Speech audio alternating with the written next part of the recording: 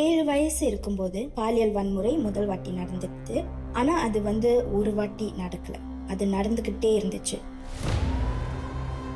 என் கணிப்புப்படி ஒரு வருஷம் நடந்திருக்கோன்னு நான் நினைக்கிறேன். 16 வருஷமாக என் அம்மா அப்பா கிட்ட நான் இதை பற்றி சொல்லலை.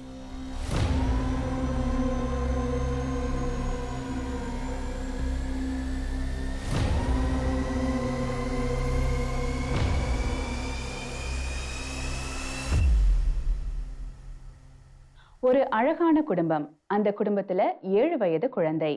அப்பா அம்மா பாட்டின்னு தனது உலகமா பார்த்த அந்த குழந்தைக்கு ஒரு நாள் எல்லாமே மாறி போச்சு. இன்றைய நிகழ்ச்சி பார்க்கறதுக்கும் கேட்கறதுக்கும் கஷ்டமா இருந்தாலும் இந்த தலைப்பை பற்றி பேசி விழிப்புணர்வை ஏற்படுத்துறது ரொம்பவே முக்கியம். அந்த குழந்தைக்கு என்ன ஆச்சு? இன்று ஒரு வளர்ந்த பெண்மணியா அவங்க எங்க இருக்காங்க? வாங்க தெரிஞ்சுக்கலாம். ஒரு 5-6 வயசு இருக்கும். நம்ம எப்போதுமே கார்பந்து போவோம். சிங்கப்பூரில் மட்டும் இல்லாமல் நம்ம ரோட் ட்ரிப்ஸ் போவோம் மலேசியாவுக்கு. ரோட் ட்ரிப் முழுக்க பழைய பாட்டு ஓடும். அந்த ஃபீல்டில் அப்பாவை பார்க்கும்போது it's a hero.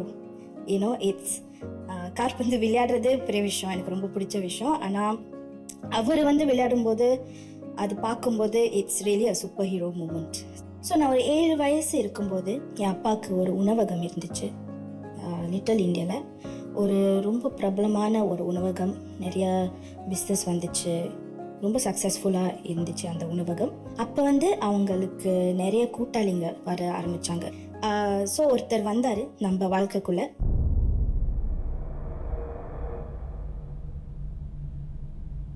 Okay, press the button, ma. All right, good girl. Hi, Ravi. எப்படி இருக்கீங்க? அப்புறம் பிஸ்னஸ்லாம் எப்படி இருக்கு? உங்க அளவுக்கு இல்லாட்டியும் ஏதோ ஓடுது. பிஸ்னஸ் மீட்டா?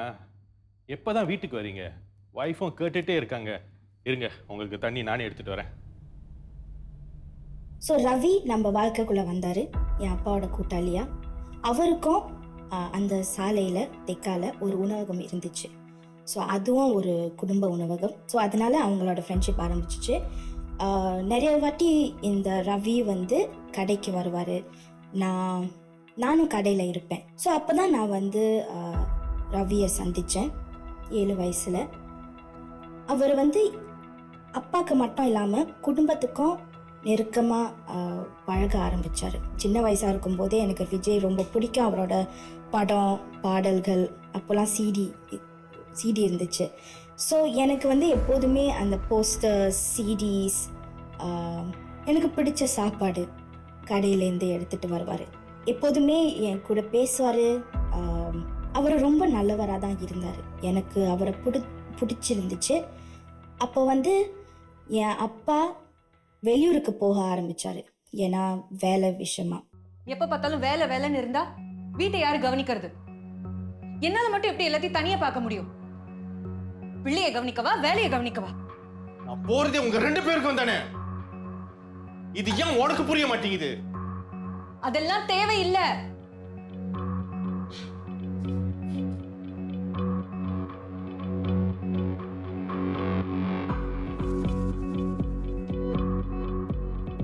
அப்பா போயிட்டு வரேன். ஓகே, கொஞ்ச நாளைக்கு தான் என் அம்மா கூட இருங்க. இப்படி ஊன்னு சொல்லிட்டு இருந்தா எப்படி?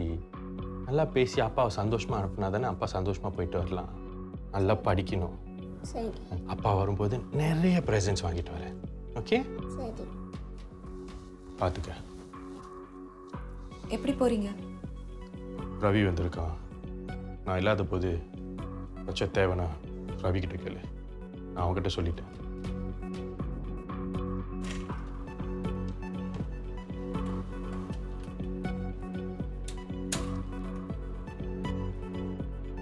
ஸோ அவர் போகும்போது அந்த இடைவேளையில் நம்மளுக்கு ஒரு ஃபேமிலி ஃப்ரெண்ட் மாதிரி ரவி இருந்தார். ஸோ எங்கள் அம்மாவுக்கு எப்போதுமே ஏதாச்சும் உதவி தேவைப்பட்டா, அந்த மாதிரி ஏதாச்சும் நடந்தால் ரவி இருக்காருன்னு ஒரு நம்பிக்கை எல்லாருக்கும். ஒரு வாட்டி நான் வீட்டில் இருந்தேன், ஸ்கூல் ஹாலிடேஸ். என் அப்பா ஊரில் இல்லை, அவர் வெளியூருக்கு போயிட்டாரு. என் அம்மா வேலை இடத்துல இருந்தாங்க. என் பாட்டி கிச்சனில் சமைச்சிக்கிட்டு இருந்தாங்க. நான் வந்து ரூமில் இருந்தேன். அவர் வந்தார் வீட்டுக்கு. ஸோ எனக்கு ஞாபகம் இருக்குது, நான் வந்து அம்மாவுக்கு அடித்து சொன்னேன், ஓ ரவி அங்கிள் வந்திருக்காரு வீட்டுக்குன்னு. வாங்க. என்ன திடீர்னு இந்த பக்கம்? இல்லை இந்த பக்கமாக போயிட்டு இருந்தேன், அதான் பிள்ளைகிட்ட அது கொடுத்துட்டு போகலான்னு தான். விஜய் புது படம் பாட்டி சிடி. சரி வாங்க. நீ விளையாண்டுக்கிட்டு இருச்செல்லாம் சமைச்சிக்கிட்டு இருக்கேன், நீங்கள் இருந்து சாப்பிட்டுட்டு போங்க. ஓகே.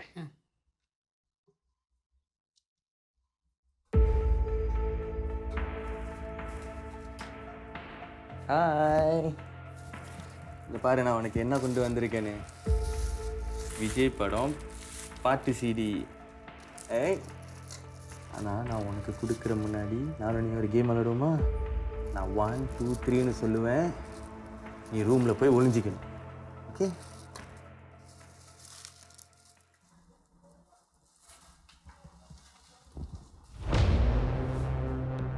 அப்போ வந்து என்னை அவர் ரூமுக்கு கூட்டிகிட்டு போனார், என் ரூமுக்கு. நான் இப்போ வரைக்கும் தூங்குற அந்த ரூமில் என்னை வந்து ரூமுக்கு கூட்டிகிட்டு போனார்.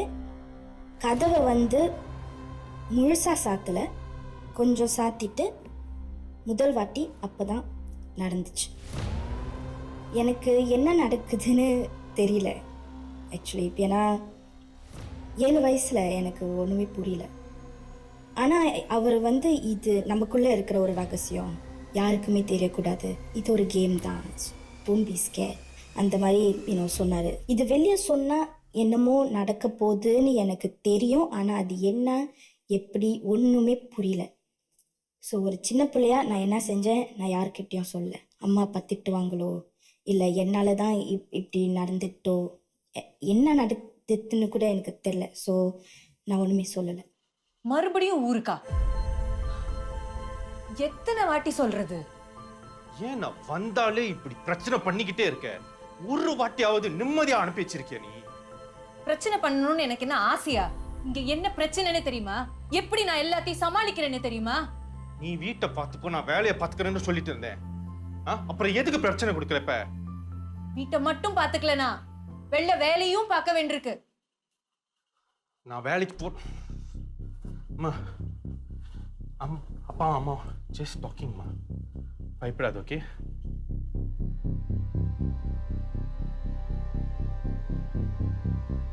பாத்தீங்களா, உங்களை பார்த்தா பிள்ளை கூட பயப்படுது.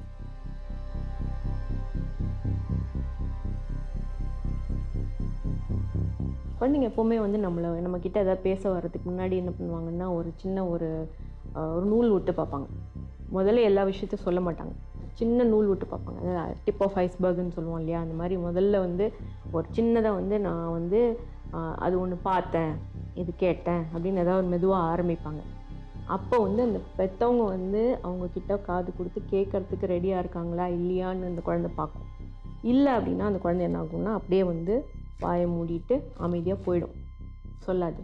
இதில் வீட்டில் வந்து அப்பாவும் அம்மாவும் சண்டை போட்டுகிட்டே இருக்காங்க அப்படிங்கும்போது அதுவே வந்து இந்த குழந்தைக்கு வந்து ஒரு மன உளைச்சலை, அதுவே அந்த குழந்தைய வந்து பாதிக்கும். இதனால வந்து பிற்காலத்தில் வந்து மனச்சோர்வு, டிப்ரெஷன் ஏற்படுற குழந்தைங்கள்லாம் நம்ம நிறைய பார்த்துருக்கோம்.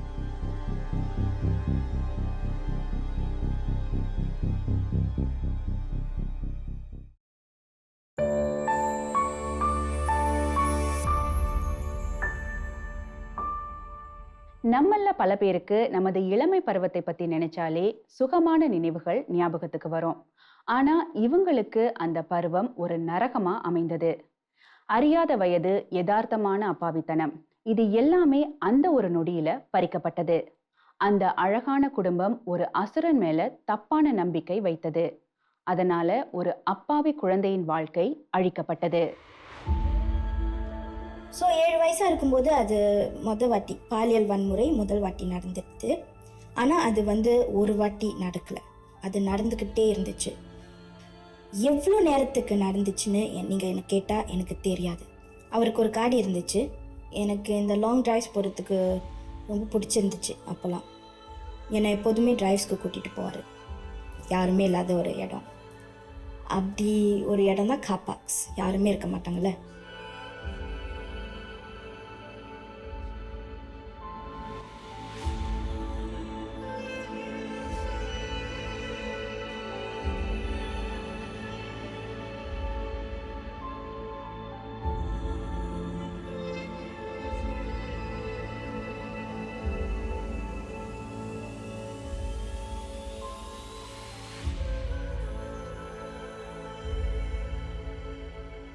என் கணிப்புப்படி ஒரு வருஷம் நடந்திருக்கோன்னு நான் நினைக்கிறேன்.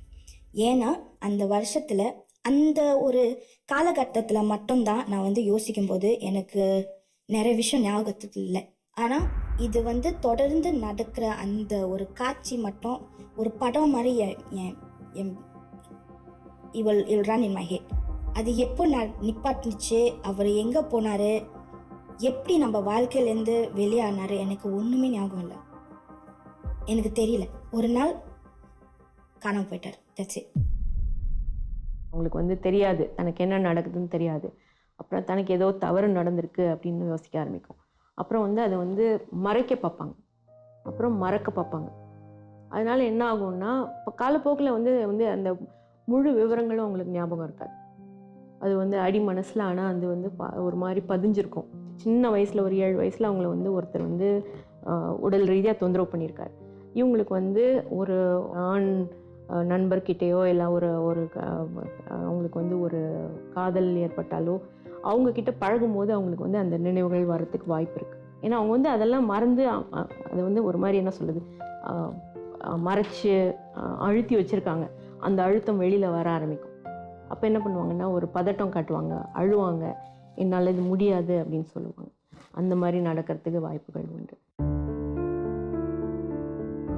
எனக்கு அவங்கள தெரிய வந்தப்ப we didn't get off on the right foot. கொஞ்சம் ப்ராப்ளமேட்டிக்காக இருந்தாங்க அப்போ தெரிய வந்தப்ப. நம்மளுக்கு ஒரே தாட்ஸ் அலைன் பண்ணல, சண்டை போடுவோம், பட் ஒரே குரூப்பில் தான் இருந்தோம். கொஞ்சம் வயசானோடனே ஐ திங்க் ஒரு மெச்சூரிட்டி வந்தோடனே also we started depending on each other emotionally, very close, we became very close as time passed. எல்லாத்துலேயும் வந்து ஒரு பிரச்சனை கண்டுபிடிப்பாங்க, எல்லாத்துலேயும் இன்வால்வ் பண்ணிப்பாங்க. சம்டைம்ஸ் சம்மந்தமே இல்லாத விஷயத்தில் வந்து இன்வால்வ் பண்ணி ஏதாவது சொல்லுவாங்க. பர்சனலி என் கூட வந்து புலிங் ஒரு அளவுக்கு ஒரு புலிங் எலிமெண்ட் கூட இருந்துச்சு. மற்றபடி டீச்சர்ஸ் கூட வந்து she might not have the same opinions, ஆனால் ரொம்ப வோக்கலாக இருப்பாங்க. டீச்சர்ஸோட வந்து சண்டை போடுவாங்க. மை பேரண்ட்ஸ் ஆல்சோ அவங்களுக்கும் தெரியுது என்ன திடீர்னு இந்த புள்ள இப்படி மாறுதுன்னு. எனக்கு இதெல்லாம் ஞாபகம் வருது. திடீர்னு நான் மாறிட்டேன். and I used to lie a lot. just a very problematic child. என் அம்மா அப்பா கூட இருந்த அந்த உறவு வந்து மாற தொடங்குச்சு. எனக்கு அப்போ தெரியல, ஆனால் கொஞ்சம் வயசாக நான் வந்து யோசிக்கும்போது எனக்கு புரியுது. என் அப்பா அம்மா கூட வந்து அந்த உறவு ரொம்ப மாறிட்டு.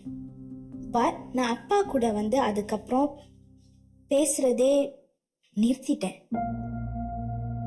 11 வயசில் health education class, primary school கம்பல்சரியான ஒரு சப்ஜெக்ட் ஹெல்த் எஜுகேஷன் கிளாஸ். ஏன்னா அந்த வயசில் தான் நிறைய பேருக்கு பியூபர்ட்டி வருது. So that lesson was to teach us about our bodies. And I remember அந்த லெசனில் வந்து என் ஆசிரியர் சொன்னாங்க சம்திங் அபவுட் உங்கள் உடலை வந்து நீங்கள் தான் பாதுகாக்கணும், யாராச்சும் ஏதாச்சும் பண்ணாங்கன்னா நீங்கள் சொல்லணும்.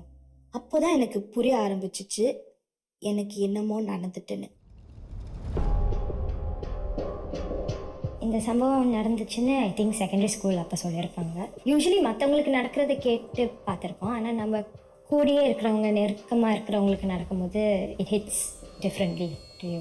ரொம்ப கஷ்டமாக இருந்துச்சு கேட்குறதுக்கு. யோசித்து பார்க்கும்போது அந்த சின்ன பிள்ளைக்கு இந்த மாதிரி நடக்கும்போது ரொம்ப கவலை, ரொம்ப கோபம் கூட. ஸோ எல்லார்கிட்டையும் சொன்னேன், என் friends, everybody except 2 people, my mom and my date.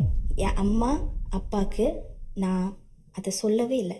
16 வருஷமாக என் அம்மா அப்பா கிட்ட நான் இதை பற்றி சொல்லலை. அந்த வயசில் 7 வயசில் அந்த பயம் இருந்துச்சு, அம்மா அப்பா திட்டுவாங்களா, நான் ஏதாச்சும் தப்பாக செஞ்சுருக்கேனா, ஏன்னா அவங்க நம்புவாங்களா. இத்தனை வருஷம் கழிச்சு நீ ஏன் இப்போ வந்து சொல்கிறேன்னு கேட்டால் நான் என்ன சொல்லுவேன். 2வது விஷயம் என்னென்னா, அவங்க வந்து eventually they went on to get a divorce and everything. அந்த நிலைமையில் அவங்களோட வாழ்க்கையே ரொம்ப கஷ்டமான வாழ்க்கையாக இருந்துச்சு. ஒரு குடும்பமாக இல்லாமல் you lose your spouse. அவங்கக்கிட்ட போய் நான் இப்போ சொன்னால் அவங்களோட பாரம் தான் it will increase, their burden will increase. அவங்களுக்கு என்கிட்ட இருக்கிற அந்த வலி என் கூடயே போகணுன்னு நான் நினச்சேன். ஏன்னா அவங்கக்கிட்ட சொல்லி அவங்களுக்கும் இந்த வலி வரணும்னு எதுக்கு. ஸோ அதனால நான் சொல்லலை.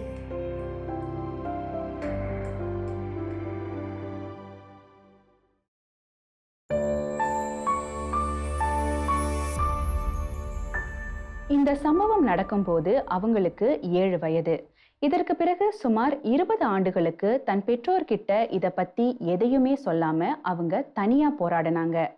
தனக்கு ஏற்பட்ட காயம் ஆறுவதற்கு யாருடைய உதவியும் இல்லாம தனியா போராடினாங்க. 20 ஆண்டுகளுக்கு பிறகு என்ன மாறியது? எல்லாருக்கும் தெரிஞ்சுட்டு இவங்க கிட்டேயும் நான் சொல்லணும். ஏன்னா அது வந்து வாட்டி எனக்காக ஒன்று பண்ணணுன்னு நான் நினச்சேன். For my self. இத்தனை வருஷமாக ப்ரொடெக்ட் பண்ணிட்டேன், என் கடமையை நான் செஞ்சுட்டேன். ஆனால் இதுக்கப்புறம் எனக்காக நான் ஒரு விஷயம் பண்ணணுன்னு நான் ஆசைப்பட்டேன். அதனால தான் நான் சொன்னேன் அவங்கக்கிட்ட. when I told them, it was a disappointing reaction. to be fair to them, நிறைய வருஷம் ஆயிட்டு. என் அப்பாவுக்கு வந்து ஞாபகமே இல்லை இந்த மாதிரி ஒரு ரவி இருந்தாருன்னு. அவருக்கு அப்படி ஒரு ஆள் இருந்தது, அவருக்கு எப்படி என் மேலே இவ்வளோ ஒரு அக்சஸ் வந்துச்சு, ஒன்றுமே புரியல. Actually my father just did understand anything. அதே கேள்வியை திருப்பி கேட்டார். பெண்மணி வந்து அவங்க சின்ன வயசில் அவங்க அப்பாவும் அம்மாவும் சண்டை போடும்போது, ஐயோ நம்மளை விட்டு போயிடுவாங்களோ, அப்பா அம்மா நம்ம குடும்பம் அப்படிங்கிற ஒரு அமைப்பே நம்மளை விட்டு போயிடுமோ அப்படிங்கிற ஒரு பயம். குழந்தைங்களுக்கு புரியாதுன்னெல்லாம் கிடையாது, புரியும். இதெல்லாம் வீட்டில் வந்து ஏதோ நிலைமை சரியில்லை அப்படிங்கிறது இந்த குழந்தைங்களுக்கு புரிய ஆரம்பிக்கும். அதனால அந்த குழந்தை வந்து பாதிக்கப்படும். அதுக்கு மீறி வந்து ஒரு பெரிய நிகழ்வு நடந்திருக்கு. நீங்கள் சொன்ன மாதிரி அந்த குழந்தைக்கு வந்து ஒரு பாதிப்பு ஏற்பட்டிருக்கு. அதை வந்து பேசுகிறதுக்கான தைரியமே அந்த குழந்தைக்கு வந்திருக்காது. ஒரு வாய்ப்பும் கிடச்சிருக்காரு, ஒரு தைரியமும் வந்திருக்காது. அது வந்து ஒரு அவங்களோட தன்னோட மனசில் பதிஞ்சு போன ரகசியமாகவே அவங்க புதைச்சிட்டாங்க. அதுக்கப்புறம் வந்து அது மீண்டு வந்தது எப்படின்னா, ஒரு 20 வருஷம் கழித்து வந்து அவங்க அப்பா அம்மா கிட்ட வந்து அது வந்து சொல்லி ஆகணும் அப்படிங்கிற ஒரு நிலைமையில வந்து சொல்லியிருக்காங்க. சொன்னாதான் வந்து அவங்களுக்கு வந்து ஒரு விடிவு கிடைக்கும். அவங்களுக்கு வந்து ஒரு அந்த மன உளைச்சல்லேருந்து அவங்க வெளியில் வர முடியும். அது வெளிப்படுத்துறதுக்கு வாய்ப்புக்கு வந்து அவங்க 20 வருஷத்துக்கு மேலே காத்திருக்க வேண்டியிருந்திருக்கு. ரொம்ப ரொம்ப ரொம்ப கொடுமையான விஷயம் அது.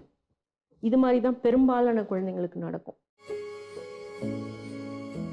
திருப்பி பேசும்போது we were well into our late teens, adulthood, early 20s. அவங்க பேசும்போது கூட அவங்களுக்கு அந்த செகண்டரி ஸ்கூலில் ஞாபகம் வந்ததை விட ஓல்டராக இருக்கும்போது சில கேப்ஸ் வந்து ஃபில்அப் பண்ணிக்கிட்டாங்க. ஸோ அந்த கதையை வந்து இன்னும் கொஞ்சம் பீஸ் பண்ணி சொல்ல முடிஞ்சது அவங்களால. ஸோ அப்போ கேட்கும் போது இன்னும் கஷ்டமாக இருந்துச்சு. ஸோ சில பேர் வந்து இதை மனசுக்குள்ளே வச்சுக்கிட்டு ரொம்ப கஷ்டப்படுவாங்க, யார்கிட்டையும் சொல்லாமல்.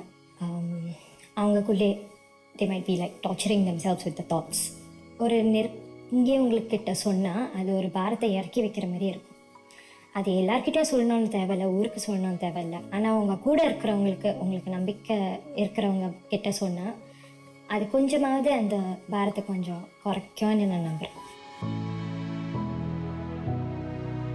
நான் சந்தோஷமாக இருக்கேன். ஒரு ஊடகத்தோடல எனக்கு என் கனவை வந்து நான் ஒவ்வொரு நாளும், it's my dream, I live it every day. எனக்கு வந்து அந்த குரல் தேவைப்பட்ட ஒரு காலத்தில் யாருமே எனக்கு குரல் கொடுக்கல, யாருமே என்கிட்ட எனக்கு உதவலை. ஐ ஹேட் நத்திங். ஸோ இப்போயும் இந்த மாதிரி நிறைய விஷயங்கள் நடக்குது. ஆனால் நிறைய பேர் இன்றைக்கும் முன் வரதில்லை. ஏன்னா அவங்களுக்கு பயம், அவங்களுக்கு ஒரு குரல் இல்லை. 21 வருஷத்துக்கு அப்புறம் எனக்கு ஒரு குரல் வந்திருக்கு. நானே அமைச்சு வச்ச ஒரு குரல் எனக்கு இருக்குது. ஸோ அந்த குரலை வச்சு மற்றவங்களுக்கு உதவணும். அவங்கள இப்போ பார்க்கும்போது எனக்கு ரொம்ப பெருமையாக இருக்குது. இதெல்லாம் மனசுக்குள்ளே வச்சுக்கிட்டு இப்போ கடைசியாக வந்து வாய்ஸ் அவுட் பண்ணுறாங்க. பட் அதுலேயே she has found her path. She has நிறைய க்ரோ பண்ணியிருக்காங்க. அண்ட் தென் அவங்களுக்கு ரொம்ப மெச்சூரிட்டி இருக்குது. ஸோ எனக்கு ரொம்ப பெருமையாக இருக்காங்க. இப்போ எங்கே இருக்காங்க, என்ன செய்கிறாங்க, அதெல்லாம் யோசிக்கும் போது ரொம்ப தூரம் வந்திருக்காங்கன்னு எனக்கு தோணுது. இந்த கதை சொல்கிறதுனால மிக மிக முக்கியமான ஒரே ஒரு விஷயந்தான் நடக்கணும். அது வந்து parents need to protect their children. ஒரு பிள்ளைக்கு எது நல்லது எது கெட்டதுன்னு சொல்கிறதுக்கு தெரியாது. நம்ம தான் பெற்றோர்களாக அவங்கக்கிட்ட சொல்லணும், சொல்கிறதுக்கு அந்த நம்பிக்கையும் கொடுக்கணும். நீங்கள் யாருக்கிட்டையும் சொல்ல விரும்பலைன்னா சொல்லாதீங்க. உங்களுக்கு என்ன சரின்னு படுதோ அதை மட்டும் நீங்கள் செஞ்சால் போதும். உங்களுக்கு அது சரியாக இருந்தால் அது போதும். ஆனால் உங்களால் முடிஞ்சா to bring him to justice, because நீங்கள் தான் அந்த victim. The world let you down, you are not letting the world down. யாருமே நினைச்சு கூட பார்க்க முடியாத அளவுக்கு கஷ்டங்களை கடந்து வந்து இன்று தனக்கு ஏற்பட்ட அனுபவங்களை கொண்டு இவங்க மற்றவங்களுக்கு உதவி செய்கிறாங்க. தனக்கு ஏற்பட்ட கசப்பான அனுபவங்களை மட்டும் எண்ணி தளராம அவங்க தனது வாழ்க்கையை தன் கையில எடுத்துக்கிட்டாங்க. இன்றும் நமது சமுதாயத்துல பாலியல் வன்முறை நடந்துகிட்டு இருக்கு. அதற்கான அறிகுறிகளை அடையாளம் கண்டு பாதிக்கப்பட்டவர்களுக்கு ஒரு சமுதாயமா நாம் உதவி செய்ய வேண்டும். அதை விட மிக முக்கியமா நமது குழந்தைகளுக்கு நல்ல தொடுதலுக்கும் கெட்ட தொடுதலுக்கும் இடையிலான வித்தியாசங்களை கற்றுக் கொடுக்க வேண்டும். உங்களுக்கோ உங்களுக்கு வேண்டியவர்களுக்கோ உதவி தேவைப்பட்டால் முன்வர தயங்காதீங்க. உதவி கேட்கறதுல கலங்கமில்லை. நான் நஸ்ரத், இது எதிர்நீச்சல்.